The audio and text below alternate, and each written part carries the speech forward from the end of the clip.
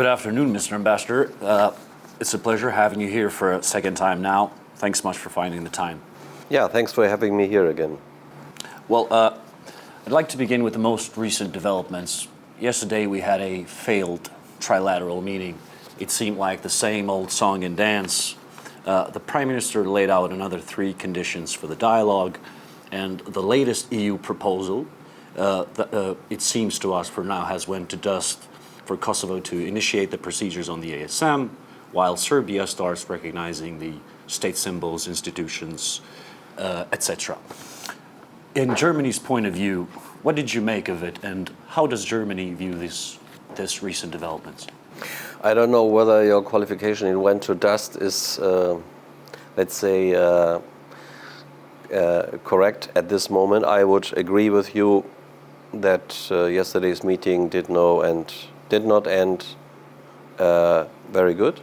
I would say at the moment progress is blocked at the moment.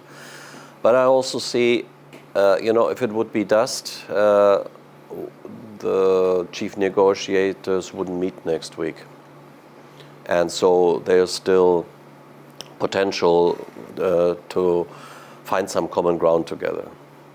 Because both parties know also, a constructive approach to the dialogue is also a prerequisite to participate fully in the growth plan. Yes, but the Prime Minister actually made that remark. He said the chief negotiators will meet in early July, but he said they will talk about the sequencing plan, but not actually practically no implementation because of his conditions, which is formalizing the agreement, withdrawing from the letter that was sent by former Serbian Prime Minister, and surrendering Radojcic to Kosovo. So the Prime Minister said that. I'm just paraphrasing him. Look, I don't think it's helpful to overload already difficult negotiation process always with new conditions, because you want to achieve something. And if you allow me to go back into our German history, we had very difficult relations with East Germany. It was a dictatorship with a democracy where, let's say, every year people were killed at the border because it was mined, We still found ways to engage with each other. I think it's also unfortunate that it's not possible to meet face to face, that there are no trilateral meetings. And as Borrell said yesterday, we are a mediator as the EU. We cannot do the heavy lifting. There has to be a minimum of will of the main stakeholders to engage. And there has to be more of this and not less. Yes, but the Prime Minister is adamant, as has been the case for months now, that he wants this agreement to be bilaterally signed. That means putting the signature of Kosovo government and the signature of the Serbian government. And we see that Serbia will not succumb to this, while Kosovo will not succumb to any other alternative. So you're optimistic that this agreement is not, let's conditionally say, clinically dead. Mm-hmm. No, I didn't say I'm neither optimistic or pessimistic, but as you rightly said, there are conditions from this side.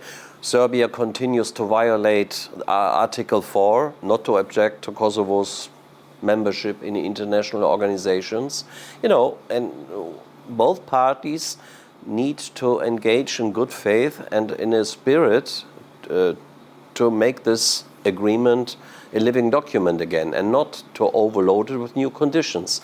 That's all I can say. And what we saw yesterday is not the way forward. Well, staying on Serbia, the EU has been lately noticing that Serbia is indeed violating the agreement, as you mentioned, Article 4, while Serbia should not object to Kosovo's accession to international organizations. In Germany's point of view, saying it squarely and clearly, what does Germany believe or expect to be Serbia's most pressing and urgent obligations that should be fulfilled, let's say, without a split second of delay? Look, I'm of course ambassador here in Kosovo, but I mean it's obvious that Article 4 is not being respected. Both parties again need to engage in good faith. As Kosovo is expected to move on this famous or infamous ASMM topic. You know, again, you have to engage in good faith and not tell the other side or the mediator what he has to think, what he has to do. And I think that is missing, and that increases also on the side of the mediator the level of frustration, because we need actors who show a minimum level of that they are willing to compromise. And especially when you want to become a member of a compromise machine, which the EU is. So Germany is fully supportive of Mr. Lajčák's and Mr. Borrell's efforts in this? Yes. So that means for Kosovo to launch the procedures on the ASM and Serbia to start recognizing the formalities. We have said this in direct talks, we have said it publicly, you know, you need to move forward. You are the stakeholders. We cannot do the heavy lifting for you. We can support you, and we fully support you, because only this will bring you closer to the European Union and other international organizations in the case of Kosovo. So, Germany does not support the Prime Minister's insistence that the draft statute of the ASM cannot be outside the package, as he says, but only within the package, and the package should be signed. So this seems to be his stern position. I mean, Germany's position, and I can quote from it, you remember just before the Committee of Ministers of the Council of Europe, there was a common letter by President Macron, Prime Minister Meloni, and Chancellor Scholz exactly on that issue. You know, there's a high, in the letter said, there's a high risk that there won't be the two-thirds majority for membership if Kosovo does not move on the ASMM. And that moving means sending it to the Constitutional Court. We have had now a lot of, let's say, comments, we can't do it, you know, send it to the Venice Commission. Yeah, Kosovo is a member of the Venice Commission. They could send this, for example, to the Venice Commission, but they could also send it to their own Constitutional Court. And that's our expectation. But their problem seems to be that they don't want to put their signature. They say this is a non-paper, this is a paper without an author, it has no nothing. Listen. That's what they say, I'm just paraphrasing. Yeah. And I am phrasing now from the Chancellor's letter, and I can do that because it was published. First, the draft statute presented by EU Special Representative Lajčák is not a mere gentleman's proposal. It's a solid model drafted carefully with the help of European lawyers and experts based on existing best practices in Europe. It takes fully into account all red lines as well as the Kosovo constitutional and legal framework. As such, it enjoys our full support. So there's nothing to add to this. It has been widely reported, and as far as we know, it hasn't been refuted by anyone, that Germany is in favor of lifting the EU punitive measures against Kosovo, but partially and gradually. Is this so, and why? And what are we to expect in this direction? Are we to expect anything anytime soon? Look, I revert to my previous statement. The EU is a compromise machine. A lifting of the measures is in the hands of member states. They are different positions. A lot of member states are in favor of the full lifting of the measures. Some are more skeptical, and we have to find a common text, and this is now being worked on. And Kosovo has to take this into account. And, you know, if you also create an atmosphere conducive to lifting the measures as soon as possible, it is better. But for sure, yesterday's meeting, although it has nothing to do with the measures, when it comes to atmosphere creating, is not conducive to that either. Germany, along with the other Quint countries, the EU and the OSCE, criticized Kosovo's government over the expropriation of some 100 parcels of land.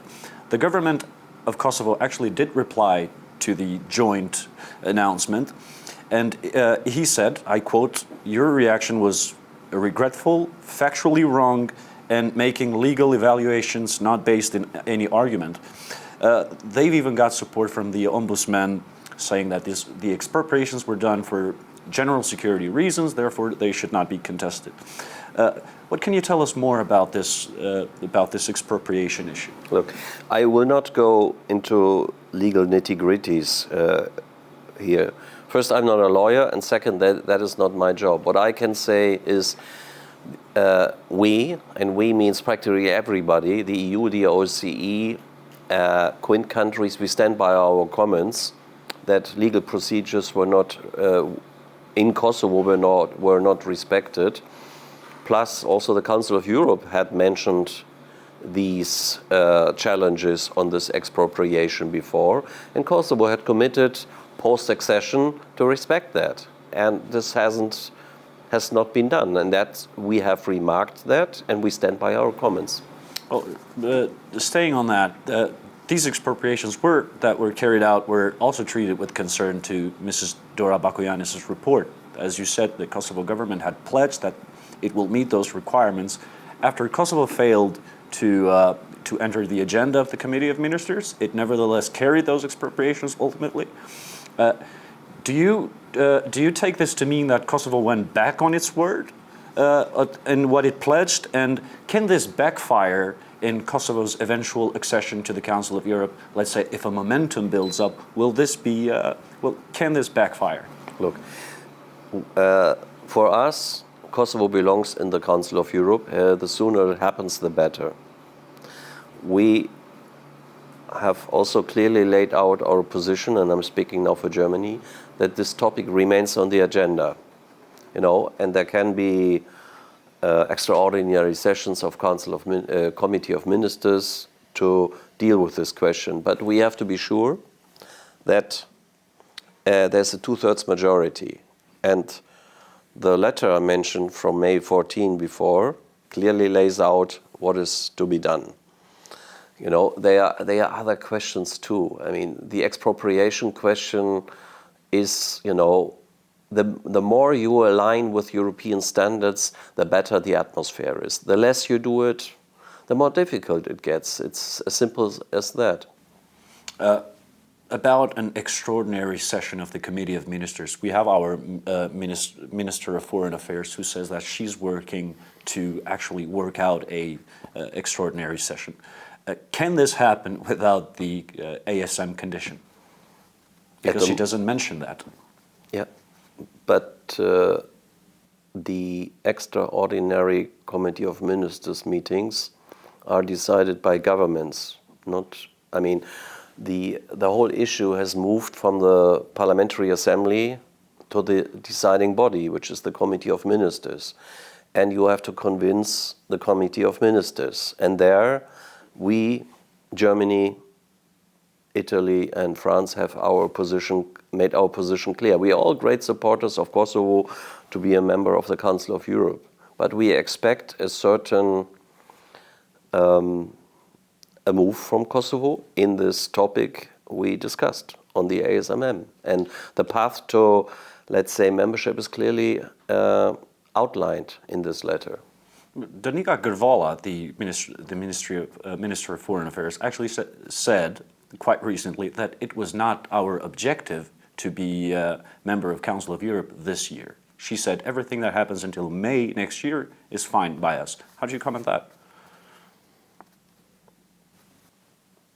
Why should I comment on that? I thought Kosovo wanted to become a member on the May session.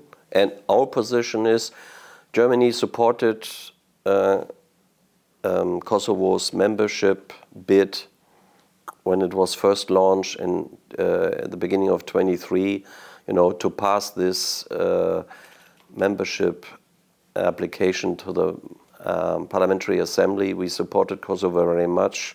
We, went to all Council of Europe member countries to support that. So again, the sooner the better. But you have to do as I said once, you have to do the heavy lifting, and that can only be done by Kosovo. We can only give you the advice to secure the 2/3 majority.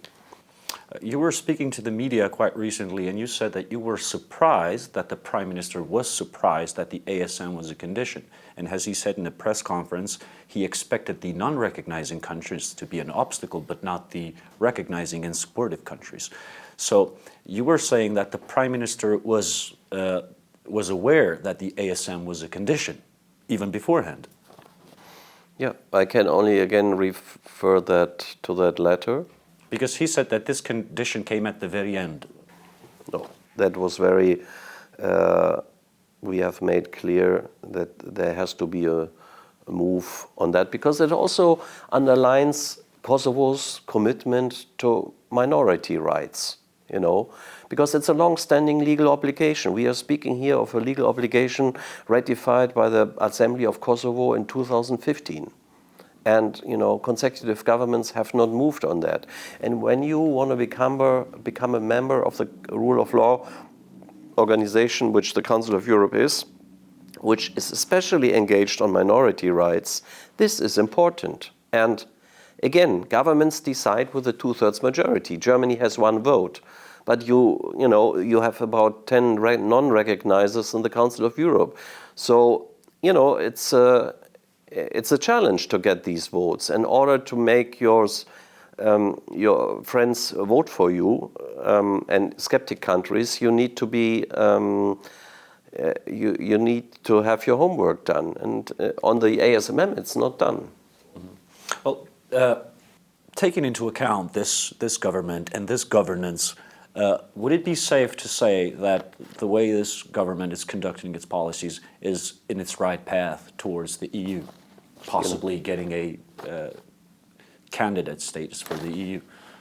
Look, I would say, I mean, I'm here 4 years. Kosovo, and I think everybody says that, whether it's the government or the opposition or political pundits, this is the most pro-European country in the region, no doubt about it. I mean, every poll says that.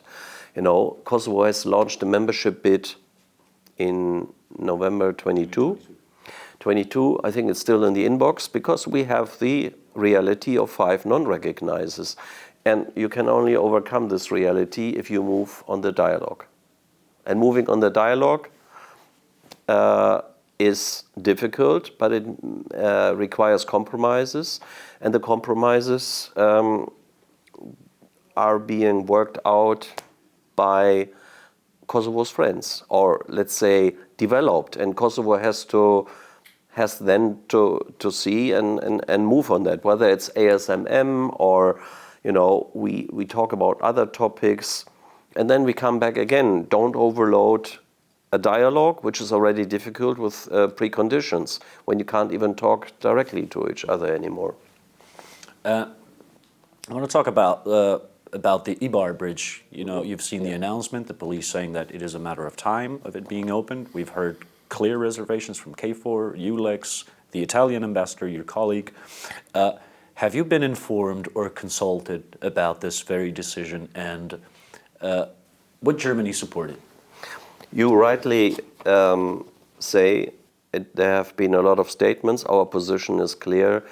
There should not be unilateral steps which again increase tensions. You know, the last thing we need is a confrontation now, and especially for Kosovo. If you know, there's a discussion ongoing in the EU for the measures to be lifted. If you have a confrontation, do you create again an atmosphere which is conducive to that? No. And what I expect, I fully agree, the bridge should be opened. I mean, we have old agreements, working groups from 2015 and 16 that the bridge is to be opened by 2017. But we also have the fact that, you know, for example, these administrative boundaries of Suhadol and Kurti-Vuçiq, we say. Kurti-Vuçiq have not been decided yet. So my take would be, you know, the government needs to involve all stakeholders. I talked recently to the mayor of Mitrovica South. He hasn't been involved yet in this decision. So you need to involve local stakeholders to find a solution. I mean, I had 2 German foreign ministers standing on the bridge. In 22, I was there when my foreign minister was here. calling for the opening of the bridge. No? 2018, my then Foreign Minister Gabriel was there. So we want the bridge to be opened, but again, it should be in a way which doesn't increase tensions, but deflates, makes a normal situation. Okay.